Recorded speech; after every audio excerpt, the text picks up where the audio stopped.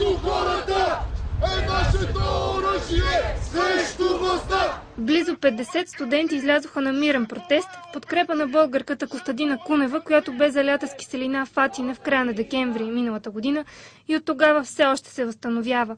Протестното шествие в знак на солидарност с синдикалистката тръгна от Софийския университет Свети Климент Охридски и продължи до сградата на гръцкото посолство. С викове всеки ден е 8 март, протестиращи изразиха своята подкрепа за Костадина Кунева, която пострада в Гърция. Според тях отговорност трябва да се търси както от гръцката, така и от българската страна. Костадина Кунева е с висше образование, но е принудена да работи като чистачка в Гърция, където става активен синдикален лидер, борещ се за правата на работничките. Инцидентът с нея доведе до серия протести в южната ни съседка. До момента подобно шествие или въобще някакво събрание публично, за да се изрази солидарност с Костадина Кунева, нямаше.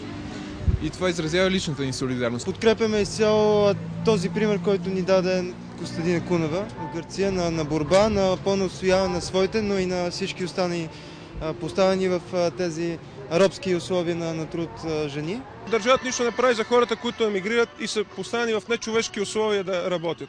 Проблемът на Кунева, тази българка в Гърция, той е наш проблем. Той е проблем на всяко едно човешко същество.